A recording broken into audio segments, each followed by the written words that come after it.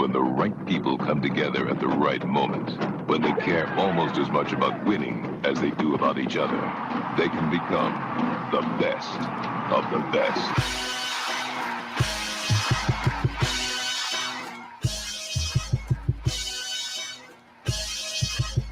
Welcome to the best soccer show, the best soccer show in the whole world. Here we go. It's the best soccer show. Jason Davis, Jared Dubois, live in your eardrums on a Sunday night.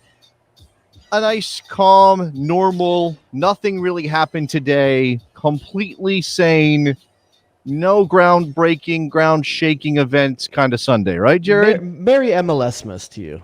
Well, there's that. Certainly, Merry MLS-mas. Is that what we're going with? This other thing is not even a thing on my radar. You know what I want to talk about? I want to talk about the war on MLS-mas. It's a war on MLS-mas out there, Jared. The culture war being waged by the anti-MLS establishment. They are in Hollywood. You can't say Merry MLS anymore. You have to say happy soccer days. What kind of country is this? We're not allowed to say Merry MLS-mas. We have to say happy soccer. Yeah, that's certainly a thing. We're gonna get to MLS. We have to dive in.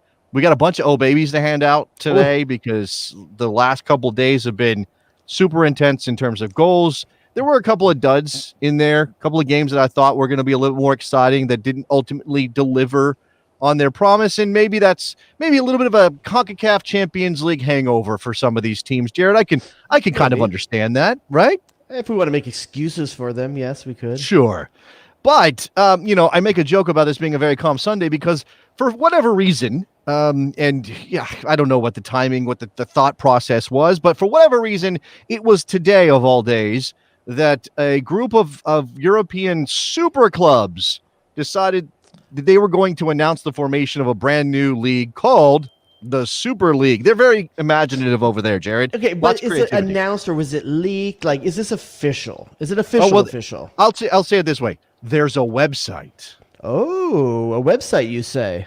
There's a website, thesuperleague.com. If you go over there, what you get is a splash page. It cycles through images of the stadiums of the 12 clubs that are joining up in the super. Apparently, we'll get to sort of how believable all this is here in a second. And it says the Super League. Now, the design elements, they're pretty basic. Like, I'm not a designer. I'm not doing visual stuff. I leave that to other people. But even I know this is super basic. But even they could, with all the money these teams have, assuming this is actually legit, they couldn't get just superleague.com. They had to get the superleague.com. Like, well, I think it's like the Ohio State University. Like, I think it's just a part of the name. You gotta capital T. I don't know, man.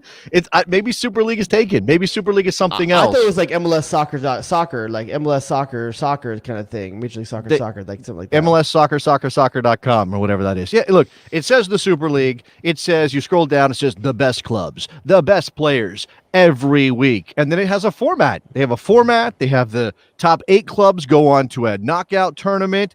All the games will be midweek. They talk about solidarity payments. They talk about there's like a basic comment in their press release about how they're looking to starting some women's club action too. And sure, it's like, we'll throw a bone over there.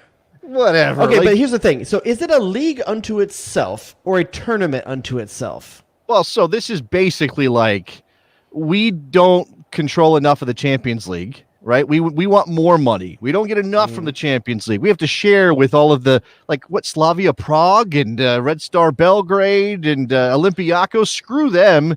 We're the biggest clubs in Europe. We should get all the money. This is essentially the Premier League move 30 years later, but in a European format instead of a domestic English format. So these teams would still play in their domestic leagues. There's a caveat there, and that's that the domestic leagues could choose to kick them out, or UEFA could choose to kick them out of UEFA, which would effectively kick them out of their domestic league on some level. I mean, so these 15 teams would not compete in the Champions League then? They would not compete in the Champions League as far as all of this is still very fluid. There's about 1 billion press releases out there. There's the Super League press release, there's the UEFA press release, there's a FIFA press release, there's a press release from every individual club, there's a press release from the Premier League, there's a press release from the French Football Federation, who PSG and the German clubs are very conspicuously absent from this. No Bayern Munich, no PSG. They're not involved.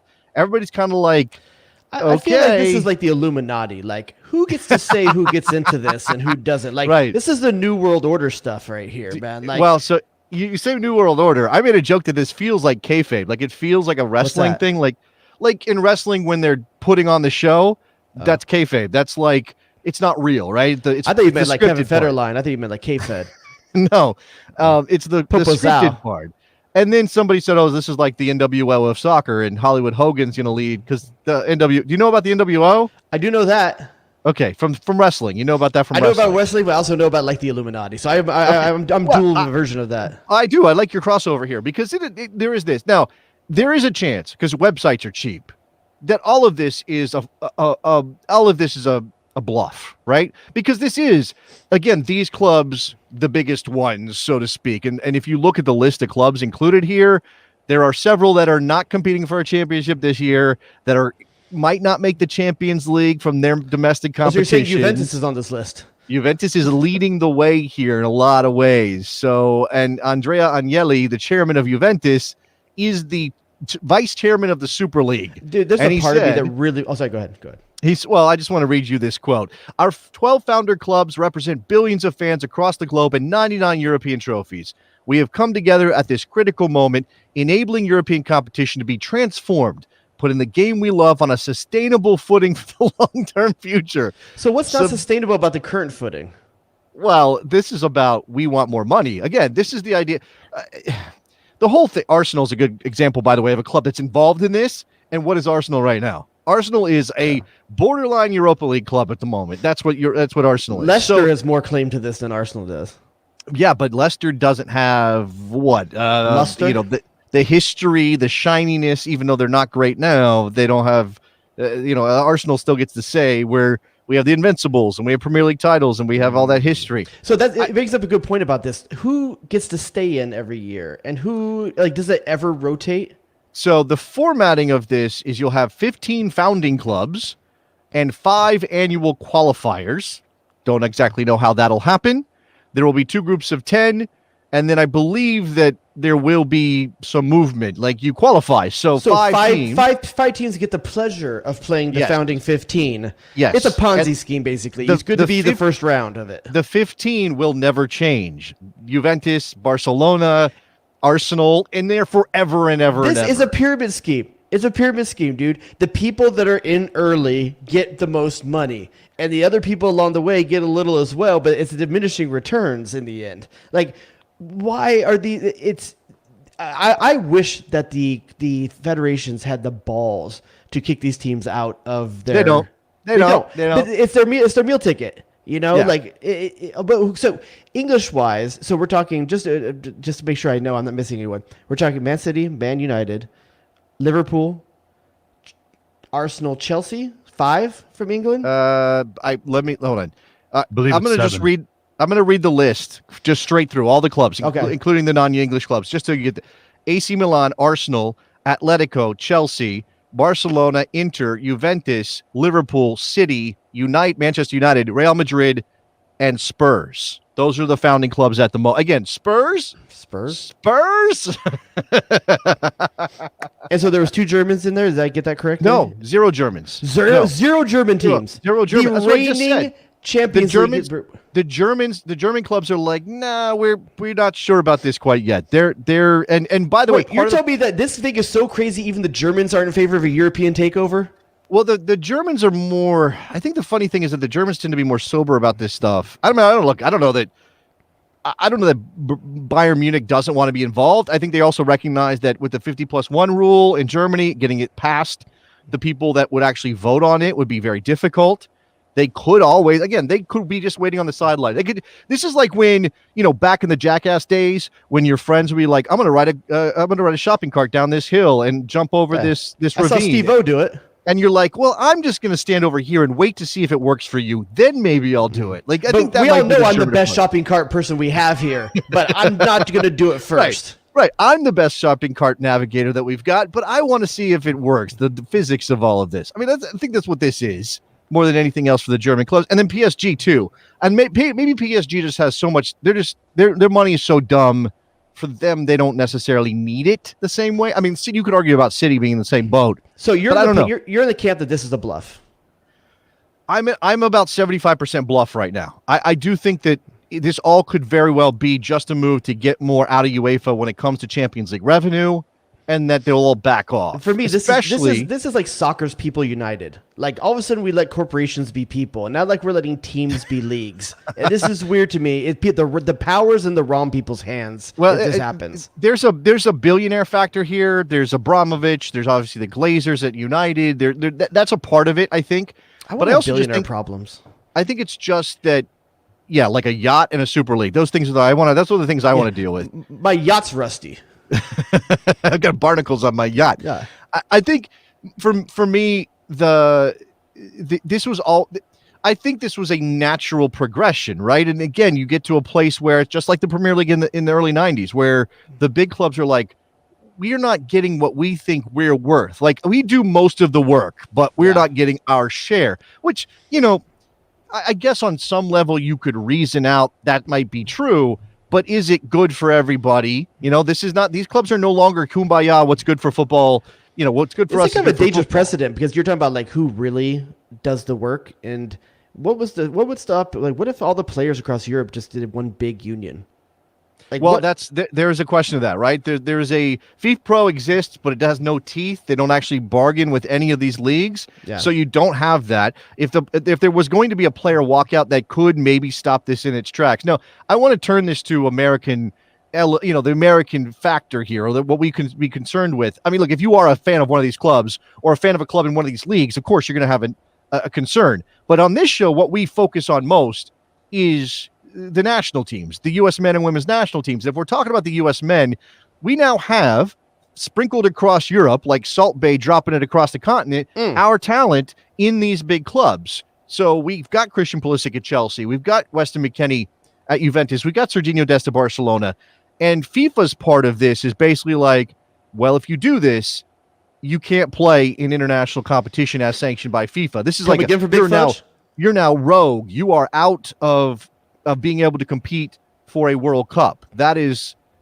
Don't be tinkering with my dynasty, with my legacy generation that's happening, my golden generation of Americans that's happening right now. Don't be messing with that. Like, get Pulisic out of Chelsea then.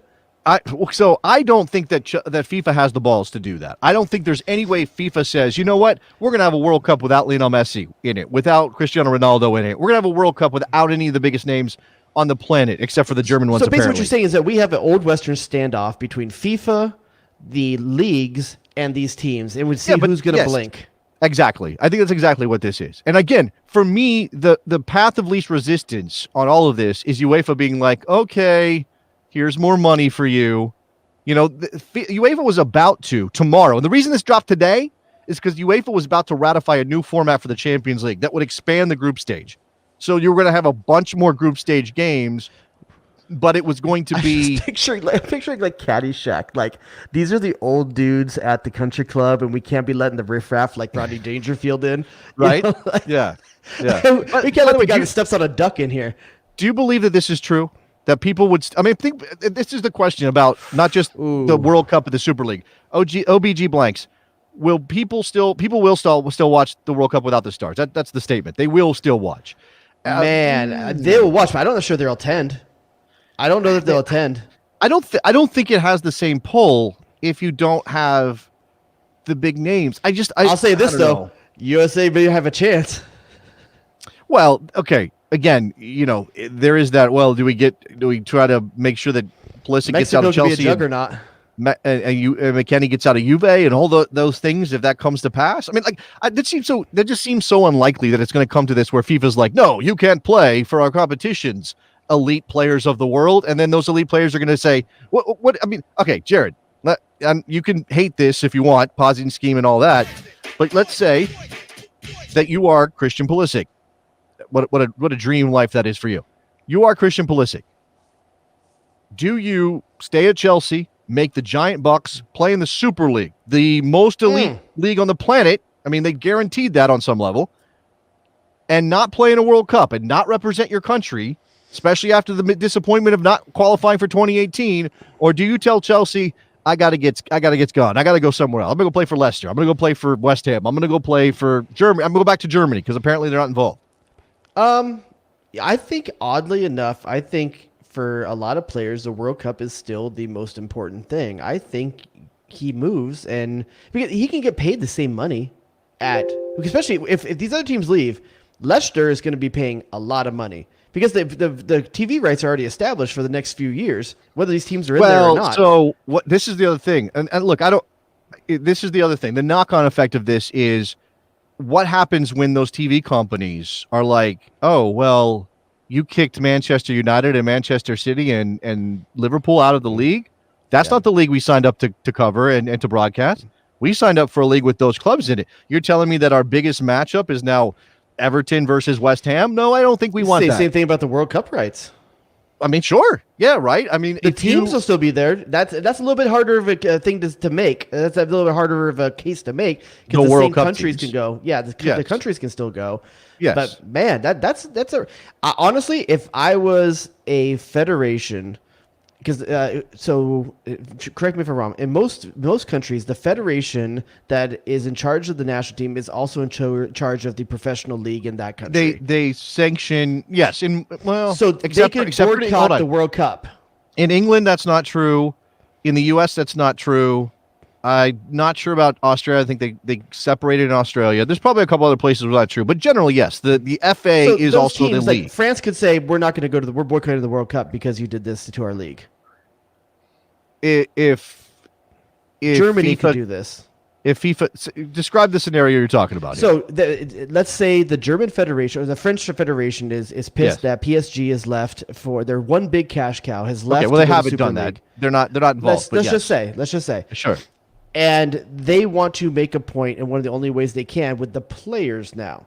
So basically forcing the hand of the players to potentially, hey, you can't play in a World Cup right now. We're not even going to take any players to the World Cup. We're going to boycott the World Cup in order to galvanize and rile up the players to potentially boycott this by saying every French player was not going to go to a World Cup. Is that I don't know if that's the move. We're talking about nuclear moves here. Oh, no, for sure we are. And again, it's going to be interesting to see who does what next. And again, I don't know if UEFA is still going to ratify this new.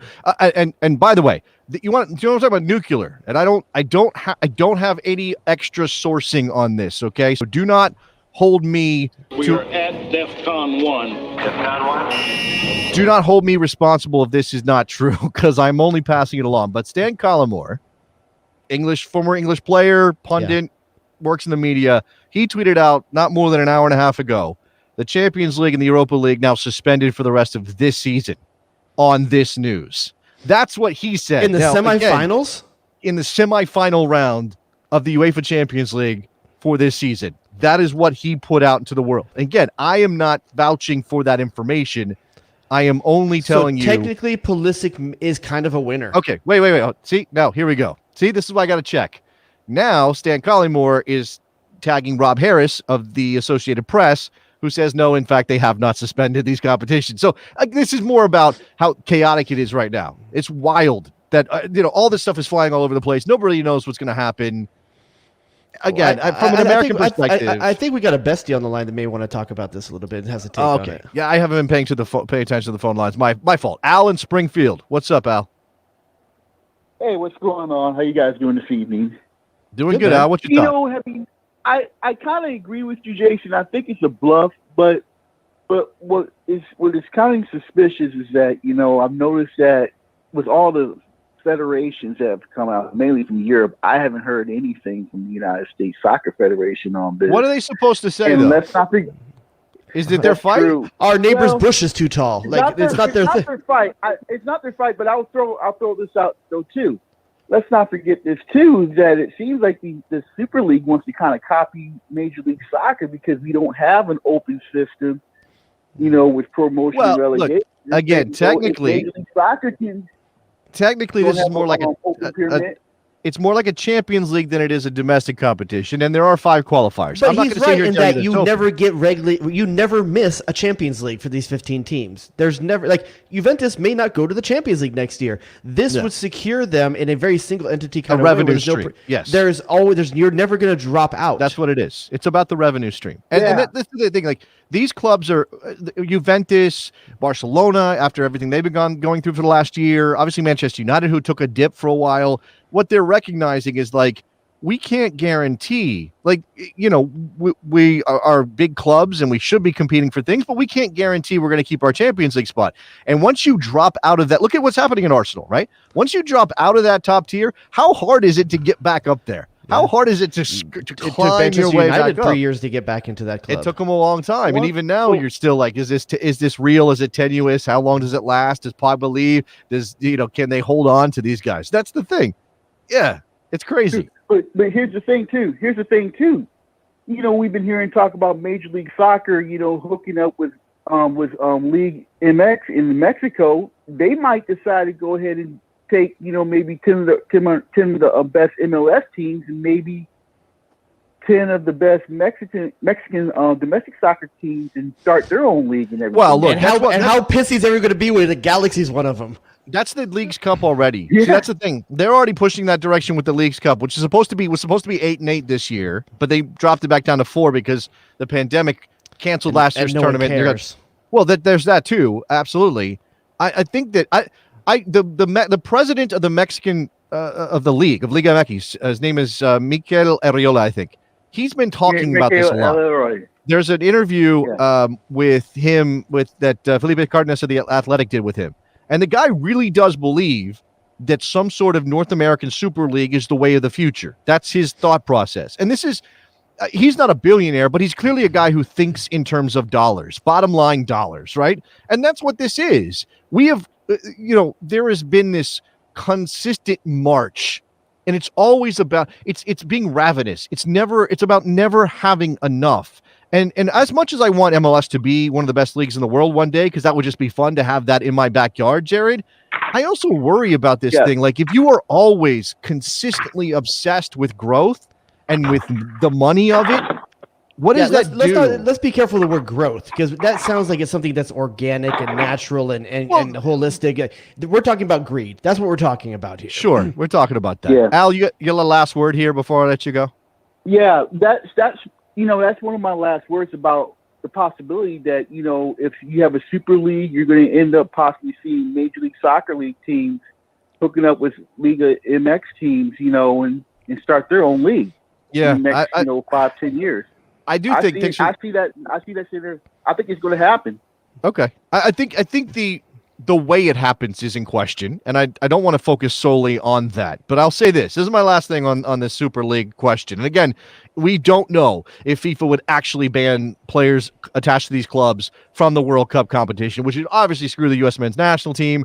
I don't think it's as bad as we'd only have MLSers left, because there are some Americans. And look, Gio Reyna, who had an incredible weekend, is still he's at a club that's not participating right now. So send everybody to Dortmund, I guess.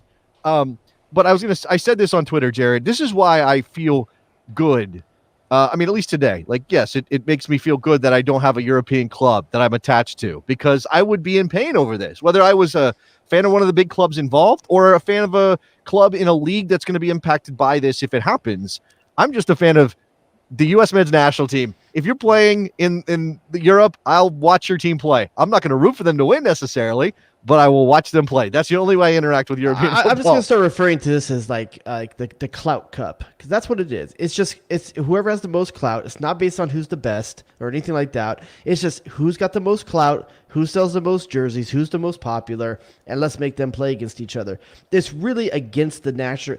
This is a battle for the soul of soccer. And I know that sounds ridiculous, but it really is. Look, I don't think you're necessarily, man. I don't want to say you're wrong, because I feel it too. I do. I have this thing in my soul, my soccer soul, and it's aching right now. But the world marches on, and we have had so many instances of change where at the moment of that change, the world just freaked out and everybody started running around with pitchforks and torches, and we made a big deal about it. And then guess what? 10, 15, 20 years later, everybody's like, oh yeah, that's a thing that happened. We're still watching. people will watch the hell out of this. That's Okay, the but thing. the reason why I say it's a battle for the soul of it is because it's not about it would be different if all the teams in the Champions League or all these teams got there and said, hey, we need to build a better Champions League. And we need to make everyone has the ability to go still. They're not doing that. They're saying a better Champions League for 15 teams. Well, no, a good Champions League is a league that involves actual champions. That's a good Champions League. Nobody wants that, right? Because we like that there's 4 teams from the Premier League and 4 from Serie A and 4 from La Liga. Because it's been how many years since there's been a Leicester or something like that story where they win, a small team wins. When's the last time a small team won the Champions League? And it's never going to be that way again if you go to the Super League idea. Ajax made a semifinal and people were like, oh my God. And it's Ajax. You know what I mean? PSV made a semifinal with DeMarcus, I think. 20 years ago, 18 years ago. All right. So we do have, look, I know you're a former Manchester United fan, but not necessarily involved anymore. I, of course, am a complete European neutral, just watch various leagues and Americans playing in there. But Nicky Soup and Salad is, in fact, an active Manchester United fan. He is, I think he's got a dartboard with the Glazers' face on it right now in his basement, and he's here. First of all, let me introduce you properly, Nick. I don't want to Sausage King of Chicago. miss out on my opportunity to play that. Tell me. I'm disgusted. I'm absolutely disgusted by this whole thing. But Nick, your team gets a free buy every year into the fantasy league, the Clout Cup. Got to earn it.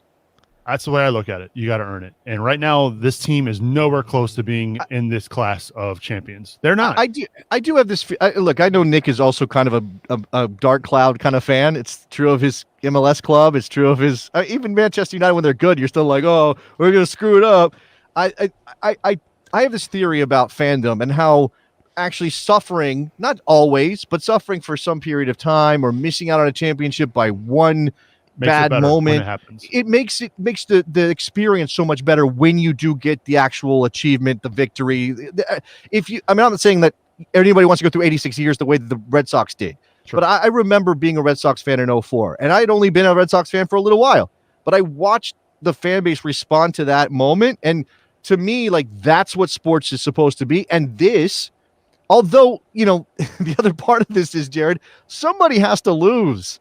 And if they get all kicked out of their domestic competitions and they're no longer dominating, and some of them aren't, again, what happens when one of these teams gets relegated in their domestic league? Like, that could happen, but it's unlikely to happen because of the money. But it's still a good point, though.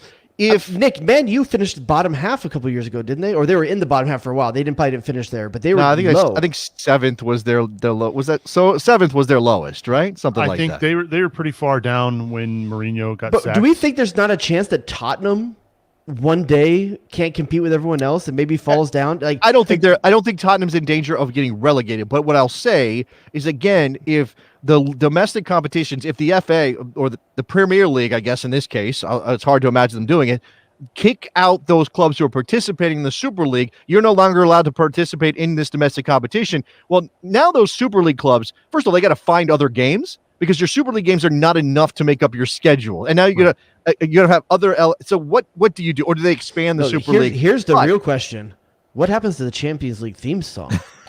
That's amazing. That's the real question. It's now going to be like a Dua Lipa song. It's going to be like Shakira featuring Dua Lipa, probably something like that. I mean, I'm baffled by this. I'm baffled by a club like Arsenal, who comes out today and says we're a founding member of the Super League. What have you done lately? Other than win an FA Cup, but that's the thing that explains it, right? Again, this is the noble family in England who are like, 2 generations back we were barons and we had these castles and mansions, and now we have no money and now we're poor, but we're still barons. Give us our due, pay attention to us, respect us, and then if there's an opportunity to squeeze this is going to be stopped by one of two things. Players boycotting or fan bases boycotting. And I think it's far more likely because the players have too much to lose. I think fans of these teams need to speak up and say that they don't want this. Here's the problem, okay? These clubs are already, in a large sense, dislocated teams. I was thinking about this as we were getting ready for the show. It's not we're actually closer now than ever before to sort of like, oh, that's not Manchester United, that's just the Red Devils. And they're like a barnstorming team, right? You think they in today's just cancel exist. culture that these teams can't feel pressure from fan bases? No, I think that there are other fans who make up the difference. And yes, you don't, if you're Manchester United, alienating your English fan base, maybe your American fan base is a bad thing, but there's a billion people in Asia who are ready to watch your games. You put them at the right time, Jerry. You were just telling me about how timing works out for you. I think that this is short-sighted in there. I think the average fan, even if they're not in England or France or wherever this is, feels that this is inherently wrong. And I think they could boycott this. If you fill up Twitter and Instagram of people burning your jerseys, yes, like that is going to make a difference to these teams. There's certainly a segment of the fan base, the supporters in every team that's involved here that will rebel against this, that will boycott, that will protest. Absolutely. No doubt about it. I think that's true.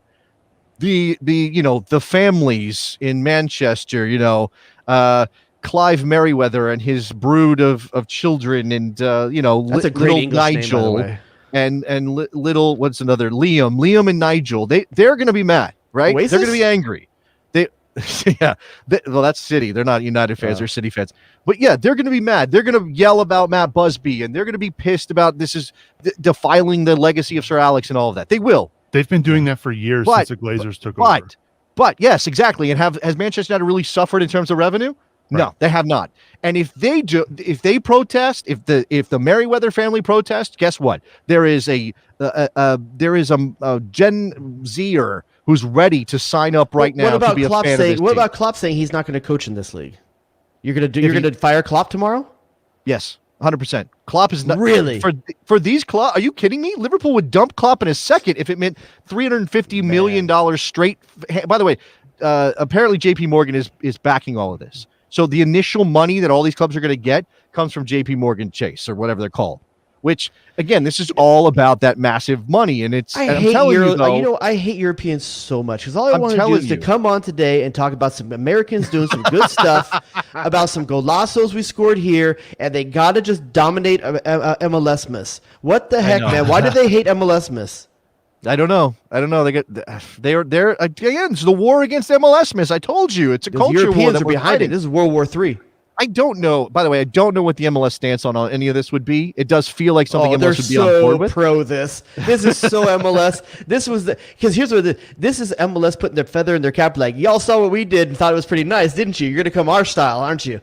That's what they're doing. They're inventing their own MLS over there. There's no risk. You want creativity of thought, and I did see a couple of people say, "Oh, I hope that if Arsenal runs off to this thing, that somebody comes up with an AFC Wimbledon style replacement for Arsenal."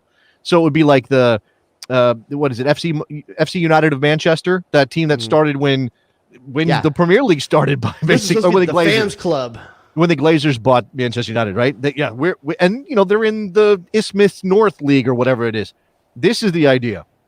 What stops the Premier League from starting a rival team in Manchester to drain off revenue? What if that team is owned by David Beckham and Sir Alex? Like, what do you just start a new team and put them in the Premier League? Now, that goes against the whole pyramid. Team in the Premier League? You can't do that, right? Yeah, you can't do that. So that's the problem. Now you got tradition and history. The question is, does the Premier League exist if this happens?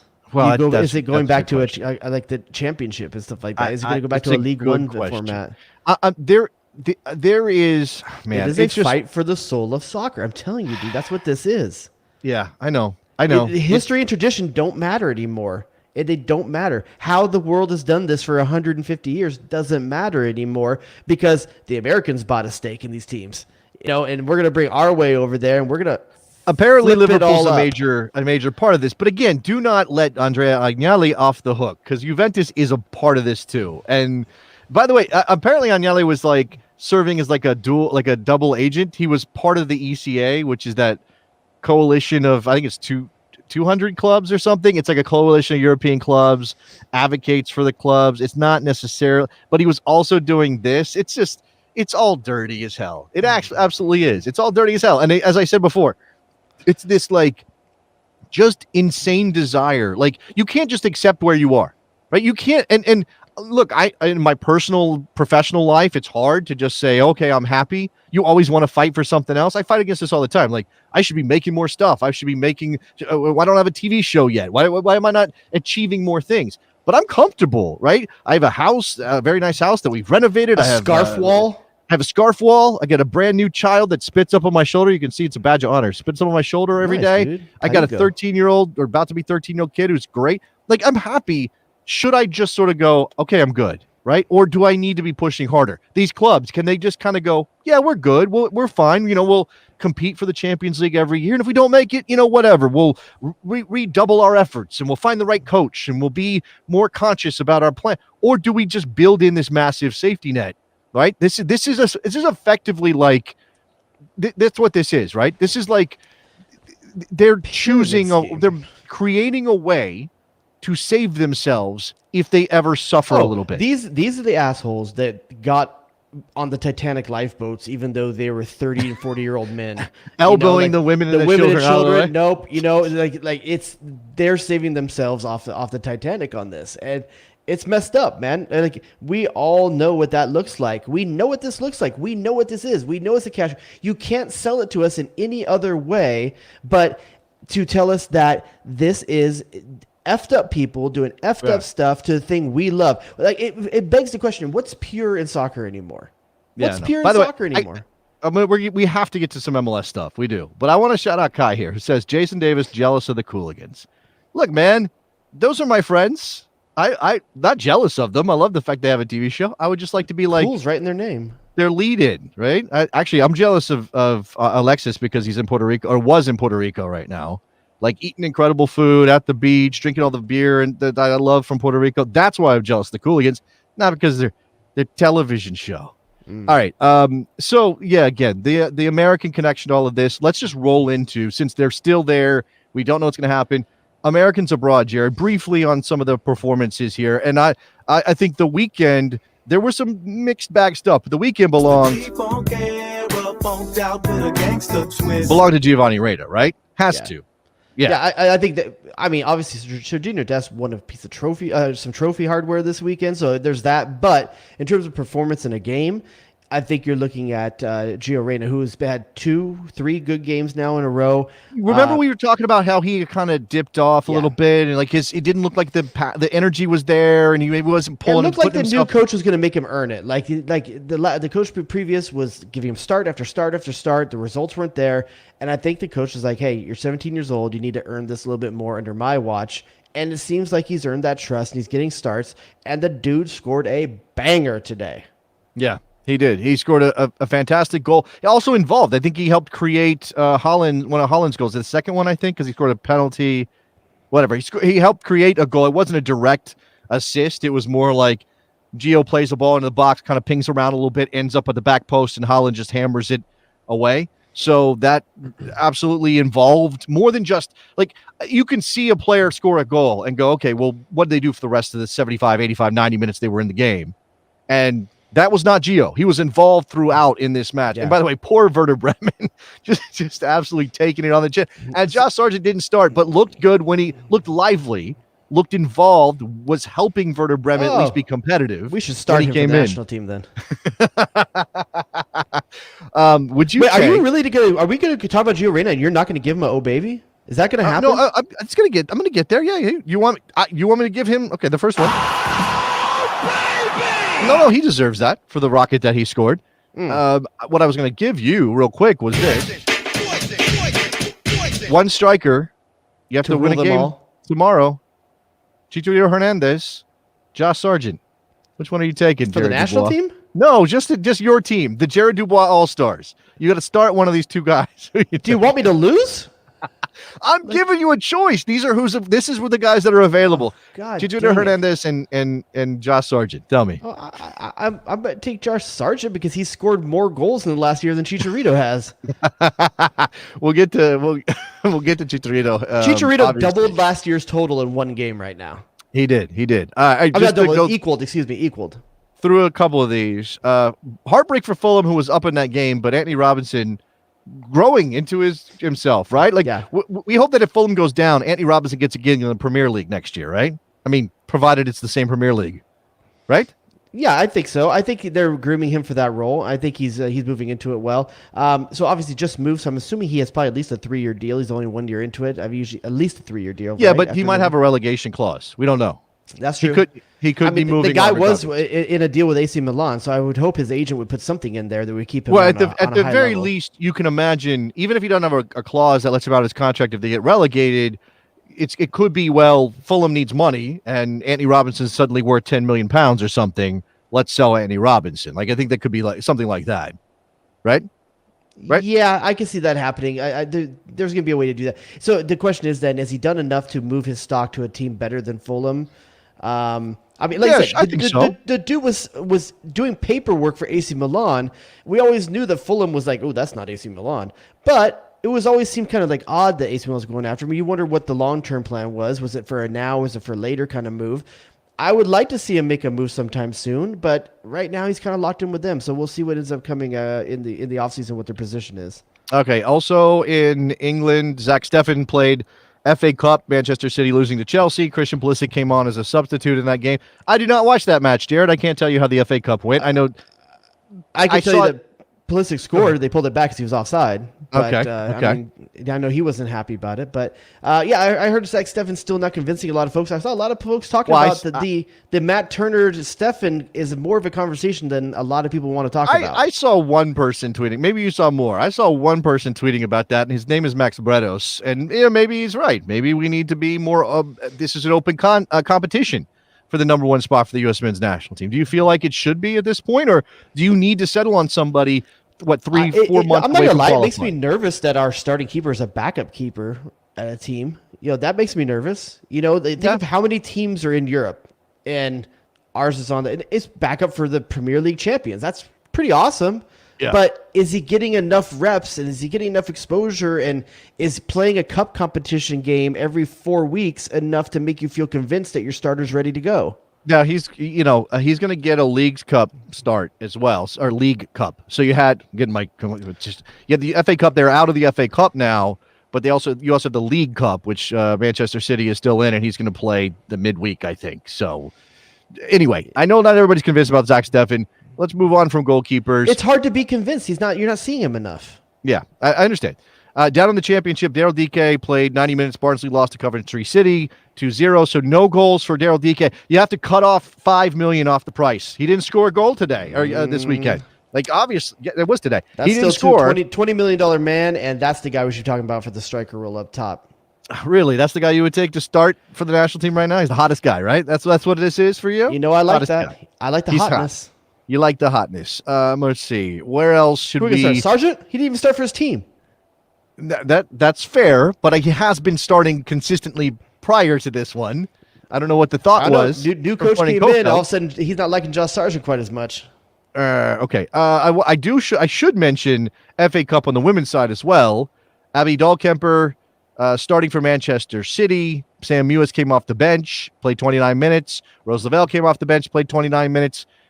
Manchester City. Do you know the scoreline from that game, Jared, in the FA Cup in England for the women? I do not know. I do not know that.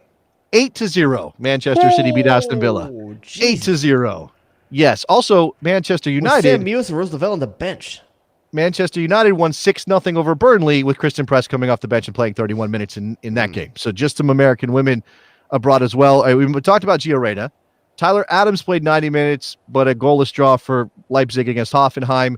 Chris Richards, somebody said earlier he was man of the match for Hoffenheim in that game on Friday, which I think I checked in on. Friday was a blur. It was a while ago. I'll tell you what, I was MLS MLS-centric this weekend. I was 100% MLS-centric. I caught a couple things here and there, but I did see that Brian Reynolds started in Roma again to this weekend. That's a pretty big deal, I think. I mean, interesting. Yeah, we are right now. We are performance like just not ignore completely. Obviously, if he plays disastrously, it would probably mean he's not going to get any more time. But as long as he isn't standing out as an absolute tire fire, I'm not going to care too much about Brian Reynolds and how he plays. Just that he plays is good enough right now. Just swim, buddy. Swim. That's all I need. Swim. Although Roma did lose to Torino 3-1. So that's not good. That's good. And Weston McKennie started 7 minutes. I watched some of that game, and it was 0-0 for most of it. Yeah. McKennie is everywhere.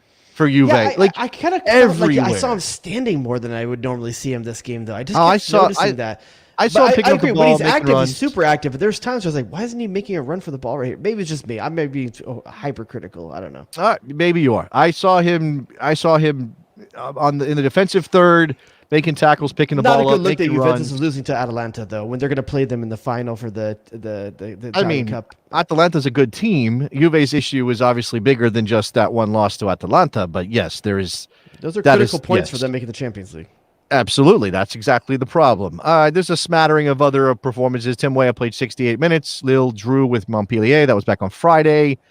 Reggie Cannon playing 90 minutes. I'm not paying much attention to the Portuguese league, but Boa Vista won. Rightly so. They don't do that very often, so that's good. They kept a clean sheet. They don't do that very often either.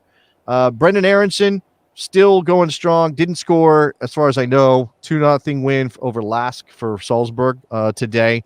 But Aronson is just... I think he's too good for that league. We'll see. I agree with that. I think he needs another move, but it's kind of hard to move again so quickly. Yeah, but no. Red Bull tends to move players. You know, he needs to be there probably through the balance of this year and one more year. I'm not saying he's going to go this summer. I think it's probably next summer.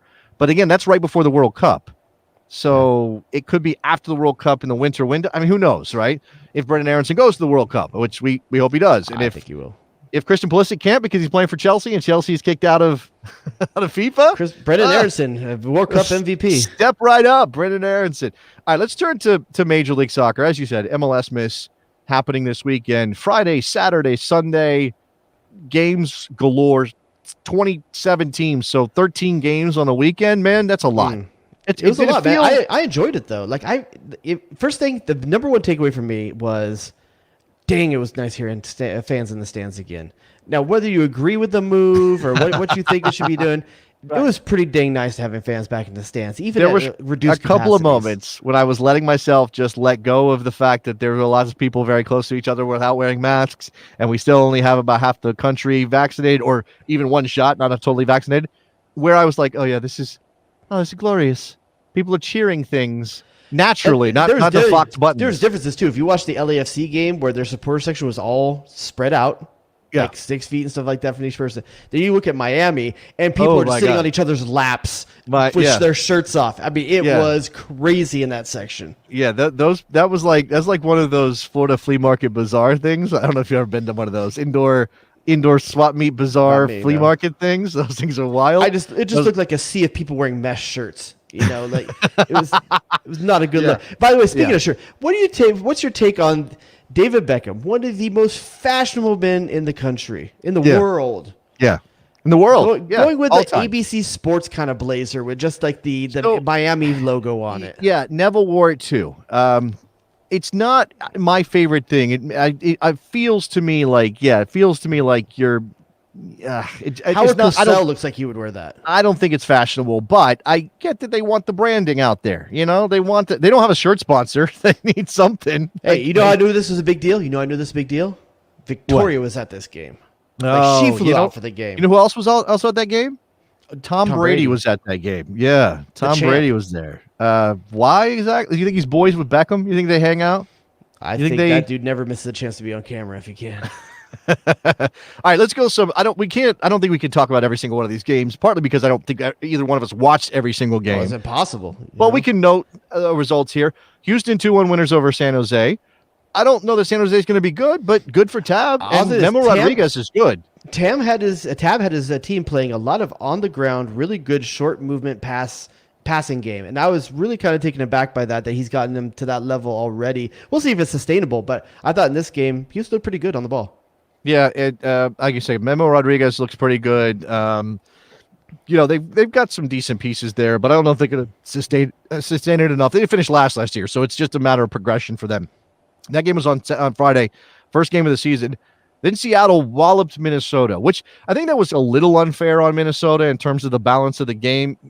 What Seattle does is sort of steamroll you once they get ahead, get up a little bit. And I thought, and I have to vote on Player of the Week tomorrow, and there's obviously a lot of possibilities, a lot of candidates. I think I might vote Christian Roldan Player of the Week. The guy it was excellent. Like, you didn't like Christian Roldan? I'm not a fan of him in general. I don't understand him. I don't know what his position is. I can't figure it out.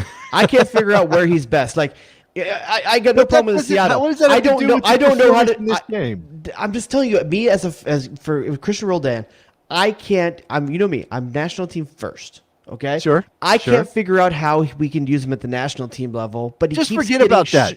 called Just up. chill, relax, take a deep breath. It's okay. You can just accept him as a very good MLS player and not have to project into the national team. Because if Christian Roldan's starting for the national team, that's not ideal. That's not what we want. He can just be a very good MLS player, and Can we he works in the naturalize Seattle. Rui Diaz? I would love to nationalize Rui Diaz. How is the guy? I mean, he's just a ball of energy. That guy. Missed a penalty kick. Got it saved by Dane St. Clair, and then comes back and scores 2 goals, which were on platters. The real story though of that game was the bomb of a goal. Oh my God! Yeah, let me go ahead and give it right here. João Paulo. Good with Lord. the goal. Just and shades look, of Nagby, shades of the popping it up to yourself and hitting a clean volley like that. I mean, come on. And come the on. difference with, and I hope people understand this. Like, there might be people out there think that was a mistouch, or like that is 100% a purposeful that was all touch intentional. in the air for yourself. Like, Yeah. know the difference, people. Like, Yeah, that was a beautiful self setup. What a way to start the first day of the season with a goal like that. And then I had this back and forth with Christine Cupo. People might know her on Twitter, where she's like, "Oh, the first goal of the year like that. What setting a bar? Like, oh my God!" And I said, João Paulo. It's just so refined. João Paulo with the volley. And I said, guys named Logan don't score volleys late. Guys named Logan don't. I know. I'm sorry. That's your kid's name. But that's the first You're saying Logan Paws wasn't possible? It wasn't capable of that strike? Logan Paws. Nobody listening to this show remembers who Logan Paws is. I guarantee you someone on this show recognizes that, and they listen just for me, not you. Yeah, maybe that's the case. Anyway, maybe guys named Chad. Well, maybe that's Chad Barrett. You think Chad Barrett can hit that? I don't think Chad Barrett can hit that shot. No, I don't think so either. We had a João Pedro on the Galaxy, and he couldn't hit that shot either. Yeah, you had it. Yeah, João Pedro, right. Seattle with a marker on Minnesota 4-0. Montreal beats Toronto 4-2. I don't know what to make of that. Toronto was probably cooked from the Leon game. Michael Bradley missed a sitter. It's definitely interesting, man. But Montreal, again, played pretty good ball too, dude. Like, granted, I don't think Toronto's playing all their starters or anything like that, but that was a surprise. That was one of the bigger surprises of the weekend, was that result. By the way, we went right by it, and I apologize because Justin said it. I should have given an "oh baby" to Paul. No, now my sounds aren't working, but I should have given an "oh baby" to Paul Marie as well, because that was a incredible. They lost the game, San Jose, but that was an incredible goal from Paul Marie as well. Yeah, another beautiful one. Absolutely. So that one as well. Okay, let's move on. Atlanta ended up as a 0-0 dud. Yeah, unfortunately, the biggest thing out of this is that Pato hurt himself, and how bad. He ends up going out of the game late. I think it's 77th minute or something like that. Something like that. And no, I still haven't heard yet an update on what his condition is. So that's going to be unfortunate if they're without Daryl DK already, and then one of the guys coming in is supposed to take some of the creative burden off Nani. By the way, Nani going full Goldilocks. Did you see his hair this weekend? Yeah, I don't know what that's all about. Like, I'm not sure. Damn, dog, that's in a I'm not sure I'm on board with that. But I'm the color, just not that one. So there's no winner in the Battle of the South, or the Sweet Tea Derby, or whatever they're calling that down there. LAFC 2-0 over Austin. First ever game for Austin FC. Yeah. The Will Ferrell versus Matthew McConaughey Derby match. LAFC wins the game. Obviously, the storyline is Carlos Vela coming off 22 minutes in or whatever it is, after definitely didn't look good, and he did wave over the training staff. Yeah, but apparently he wasn't ready to come off. Yeah, well, I can see this both ways here, because obviously we could tell that he was waving for the trainer over. But you got to remember, Bob Bradley's 50 yards away, seeing a motion in the air that looks similar to a guy saying like he needs to be subbed. But every trainer in MLS has an earpiece and a microphone now. How is this not being communicated back to him? This is what I'm thinking. I blame Kenny Arena. It's like when you go on a date and you have an out, like you have your friend who's there to get you out of the date if you don't want to be there. Call me at 5:02 so I have an out just in case. And somehow the friend gets missed, like the communication doesn't work, and the friend breaks up the date or ruins the date, and you're like, no, I'm good. What are you doing here? Like that was Carlos Vela. Like, what are you doing here? I'm fine. In terms of the performance, real quick, I think you said you thought Austin kind of got done dirty by the scoreline a little bit. I was surprised by Austin. I think the game was better than that. I think they played pretty well. I think their first half was definitely better. I thought Pochettino in the first half looked really good. I like Pochettino better. I think you should say his name correctly, but I like Pochettino. Yeah, I like it better. Like Pochettino, a guy named Santino. Pochettino. I thought his first half looked really good, and I think he fell off really badly in the second half. I thought Hosen looked pretty good up top in spurts.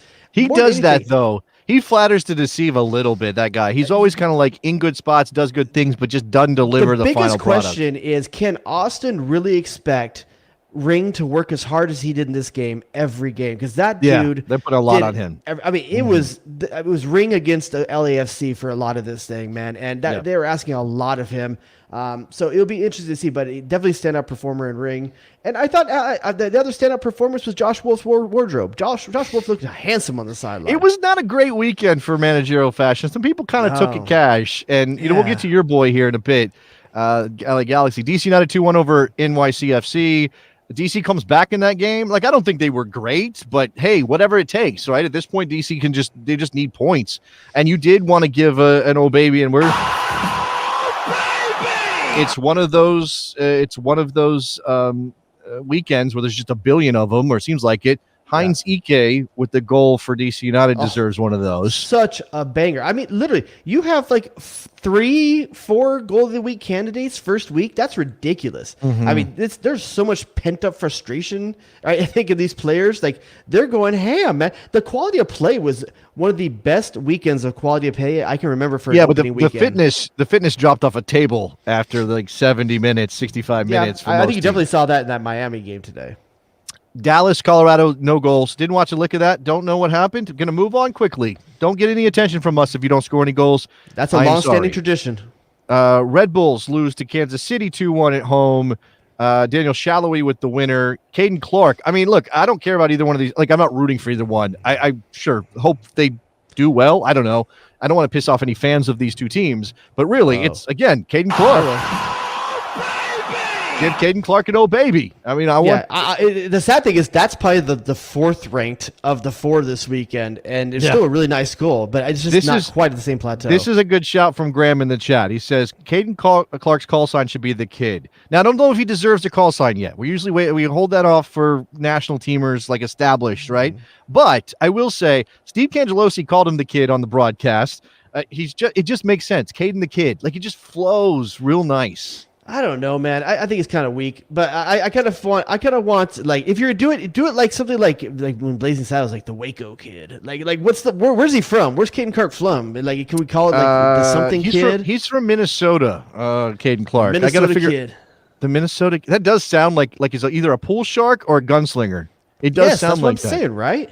Okay, Medina or Medina. I don't know which one it is. Medina. I heard him say Medina. I heard him say Medina on the broadcast. I was like, do these people not know there's a city like in I think this is the Minnesota pronunciation. I think they say Medina. So the Medina kid or the Minnesota kids, because it sounds like Minnesota Fats. That sounds like a pool shark. Like I said. Okay, we're gonna move forward. Or the Medinamo.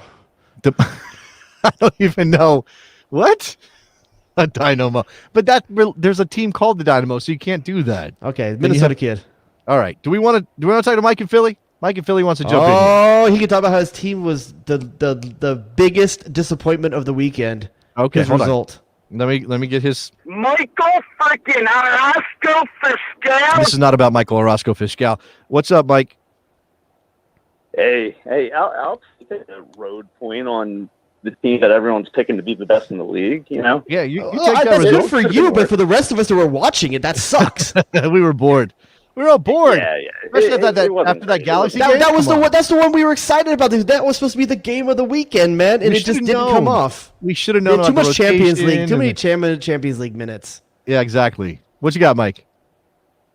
Well, speaking of the Galaxy game, I got to pick your poison for Jared. Okay. So I'm gonna hit that drop. All right, go ahead. He said hit that drop. All right, Jared, would you rather watch Chicharito score or Josh Sargent? I'll hang up and listen. Chicharito all day long because that means the Galaxy score. Here's the thing, and I want to make this clear. I am 100% logic driven. Okay? Oh, really? Yeah, really? Okay. Yes, I can defend everything I do. Okay. First of all, was Chicharito failure last year, Jason? Yes. Okay. Does he deserve my ire as a Galaxy fan since '96? Sure. Yes. Okay. I don't think I said anything that wasn't true or anything like that. Would I love to see the Galaxy win? Yes. If Chicharito scores goals, does it make me happy? Yes. That didn't happen last year. If he's going to score this year, I'll be on Team Chicharito. But my other thing is, and this is just going to get into the game, so we're going to get into the game now a little bit.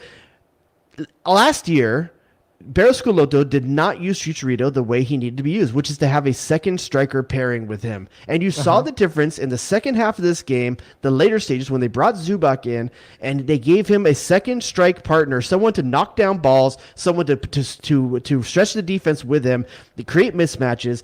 That's where he thrives, is having another person to combine off of. And when hope Greg Vanny learned a lesson, because I said all last year, he does not belong in the front of a 4-3-3 system. And that was one of my big issues with bringing Chicharito in. He's not right for that system. No. So we'll fast forward to that game. There's other games I want to get to, but we'll fast forward to that game because, yes, when Greg Vanny wearing a T-shirt in Miami, not even a pastel, he didn't go Miami style. He didn't bring any color. A lot of humidity, man. His game was still pretty tight, though. All right. It was casual tight. Greg Vanny made a change, and Ethan Zubac was the key factor there. He wasn't wearing a blazer, okay? No. It did get better for the Galaxy, and obviously they go on to win the game. And I'll say this: I don't know. Like last year was obviously a mess for everybody. Clearly a mess for Chicharito Hernandez. Whatever. I don't know if I give him a full pass, but I get it. He's been honest about how bad it was last year. He wants to get better. That run for that first goal, that was vintage Chicharito Hernandez. Sure. And if he does that week in and week out, and you get him the ball, and that you say it's about him needing a strike partner. Sure, it's also about him needing service. So Ethan Zubac runs the channel, gets on the ball, plays a perfect ball to the near post. Chicharito Hernandez comes off of LGP's back shoulder, beats him to the ball, finishes, because that's what he does. Second goal, same kind of thing happens. Zubac goes up to make a run on the ball in the air, freezes the keeper because he doesn't know if he's going to touch it with his head or not. Keeper gets a missed touch on it. Chicharito cleans it up. It's a very tailored 12-man and Chicharito kind of goal. These are the type of goals they always scored in the past, is these poacher kind of goals. But you need someone else knocking balls down in the box to get these poacher goals. And that's what he gets when he gets a second strike partner in there. Okay. All right. So that's and the Galaxy with the win into Miami, Robbie Robertson looked good in that game as well. Robbie Robinson or Robbie Robertson? Robbie Robertson is the lead singer of the band. Robbie Robinson is That's what I said, didn't I? I thought you said Robertson. You said Robinson? I'm not sure. I couldn't tell you for sure. Now Roberson, you made me all right. Chicago 2, New England Robbie 2. Rogers. New England comes back in that game. Chicago up early, 2-0. Should have probably seen it out. Obviously, New England is expecting to be good. They got a goal from Buksha, and they got a goal from who was the second one from? Trying to remember the second goal for New England. Top of my head, I don't recall. Oh, it was a Bo. Oh, Gustavo Bo, who they need to score. Yeah, I thought Chicago looked really good in this game. I did not give them credit. I did not even put them in my playoff picture when we did our rankings. I don't think any of us did, to be honest with you. No. Rafael Wicki has been playing a pretty nice style of ball, at least for one game. Once again, we're making a lot of conclusions based off of opening weekend. I'm not making any conclusions about who's good and who's not. But I'm here's just the thing. responding. This is against New England, a team that we all picked top 3. Sure, absolutely. Nashville 2, Cincinnati 2. I feel obligated to bring Nikki Soup and Sausage back to the program for just a second. The Sausage King of Chicago. Anything to bring to the table on your boys? I will say this: excited that there were 2 goals, considering they only scored 12 a year ago. That was like the goals. I think that is like they've already scored a 6th of the total they scored last year in 12 minutes. In 12 minutes. And your new signing got the first one. That's right. Good too. First, brand new signings both scored. Brenner and as well, Acosta. Disappointed that they in the second half the fitness levels clearly not there. I mean, they looked gassed and couldn't keep the ball to save their lives. And they gave up 30 shots. 30 shots against Nashville. Also, 32 crosses in that game. Oh my God! Well, I think you're okay with on your team. That sounds like you're okay with crosses if you can defend them, but that's the question. And I don't want to breeze by this. I'm going to give that to Randall Leal. Like, you can file a complaint if you don't want it, Randall Leal, to have an old baby. It could have been a cross. It could be whatever. It's a great goal regardless. So I think that's. Yeah, and I told Nick before the show, I thought his keeper looked fantastic in this game. I mean, granted, he had to. He made a double save at one point when I was watching that game. That was very good. Yeah, you'll get some mileage out of Teton. And I'll say this too, Nashville, God dang, dude, Walker Zimmerman and Dave Romney look good on set pieces. I know they didn't get any goals off of them this time, but they should have. Yeah, exactly. Off the bar, I think Romney on one and saves from the like they are really, really good in the air. Yep. Okay. Thank you, Mr. Soup and Salad, for your appearance on the program talking FC Cincinnati. The only game left is Columbus, Philadelphia, and as we already mentioned with Mike and Philly, there were no goals in that game, so we do not talk about you. I don't care if you're a contender for There's MLS one more Cup. game, but it hasn't started yet. Oh well, that's happening in the future. But they're going to listen to this tomorrow. Some people. Yeah. Okay. Show of hands in the chat here. How many of you are, if you're on the East Coast, staying up? If you're on West, obviously it's not a problem. How many of you are going to make time to watch Vancouver and Portland outside of the actual Portland fans? I don't know that that's a lot of people. You think that's a lot of people? No, I don't, to be honest with you. Okay. And they're playing in Utah. It's weird. It's like, I don't know. It's just weird. The whole thing's weird. Obviously, speaking of Utah, is RSL the only team that didn't play this weekend? Yes, because there's an odd number of teams. So somebody's got to sit out. And it was, you would prefer. Bobby Wood gets another week of fitness. You gotta work to get that fitness up, Jerry. You gotta work to get it up. Sometimes the Wood's Bobby hard Wood to get has up. to work. He has to get it up. Bobby Wood has to get it I up. hate it when my Wood doesn't get up.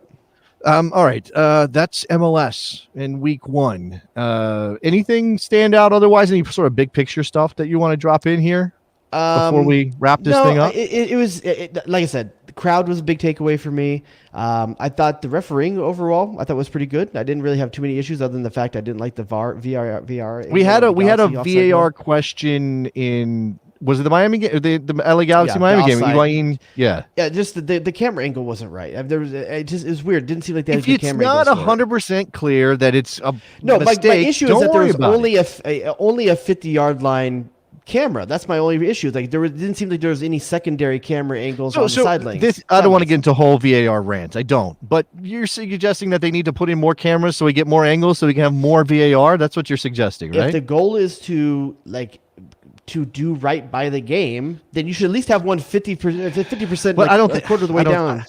My opinion. I don't think VAR does right by the game. Just like the Super League doesn't do right by the game. That's nice. You can have that opinion, but it still exists. Yeah. So we should, if it's going to exist, we should do it right. I know.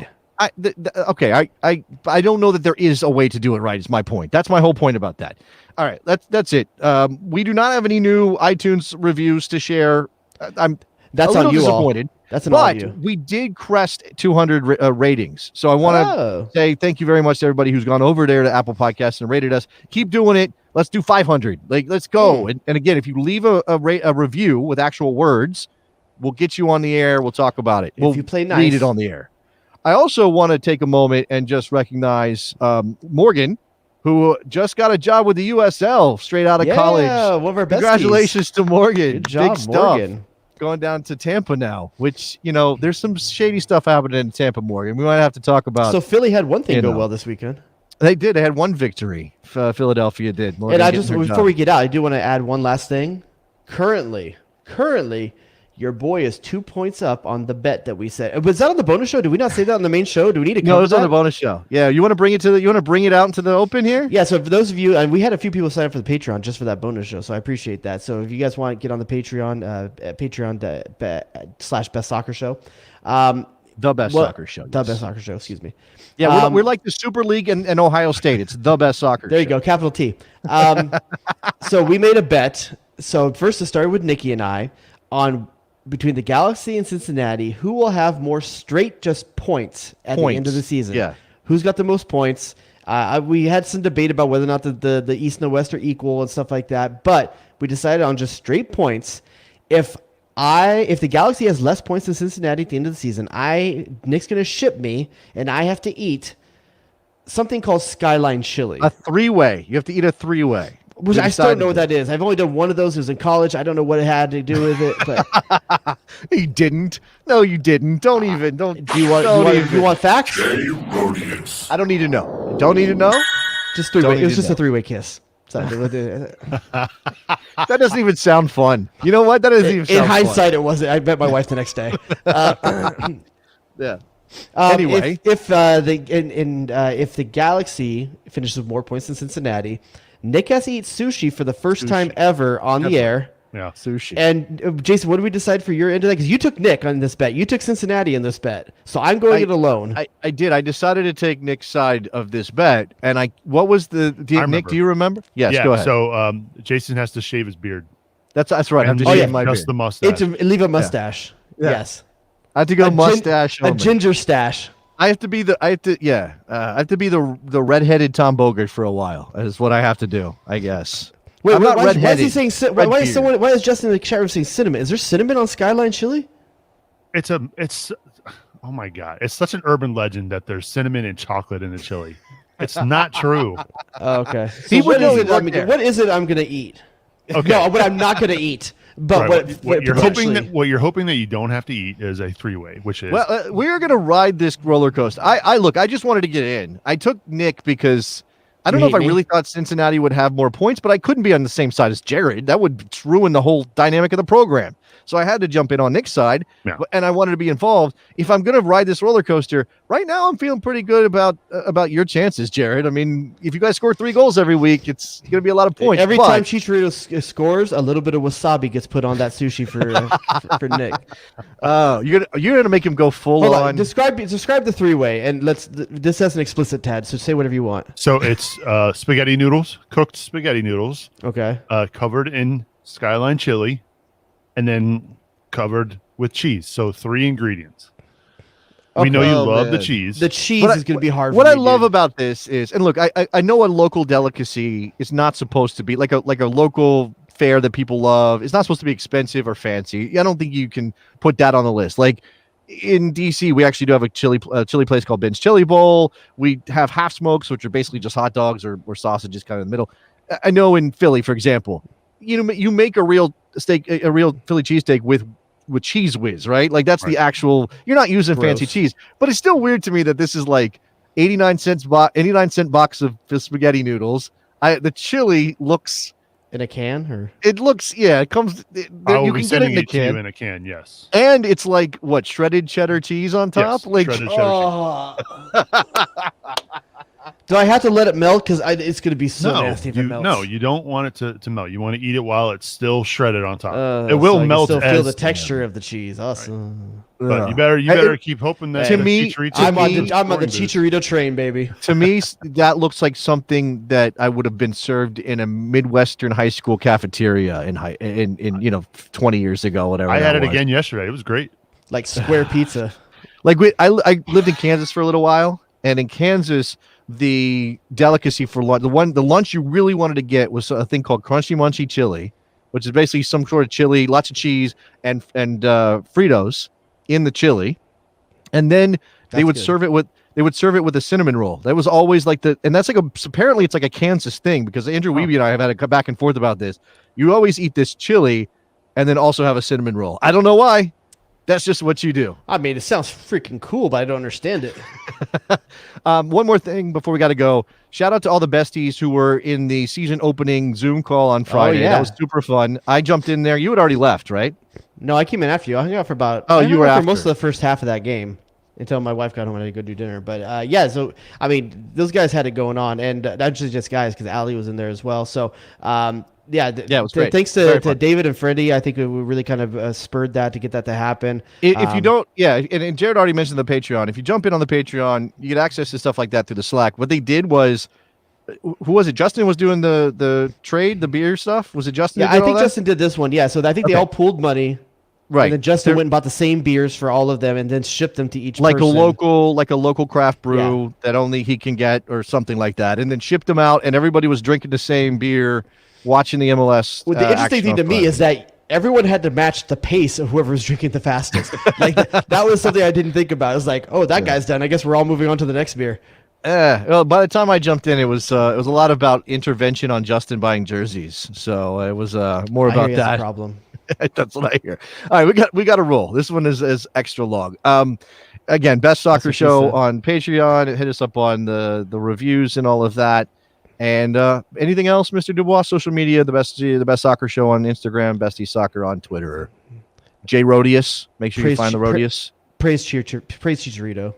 Praise. You're on board. You're on the Chicharito train now. As The long as the Chicharito goals choo happen. choo.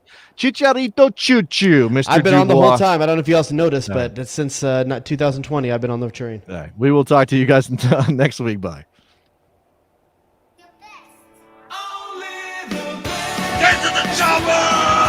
Danger zone! Oh, it's incredible! Eddie, what have you done for me lately? Oh, baby! You got to coordinate. You shut your mouth when you're talking to me. Till we die. We're right till we die. We're born to fight. We go all night. We're right till we die. The horror show. What are we doing? Damn, dog, that's inappropriate. Damn, dog. Inappropriate. Jay Rodius.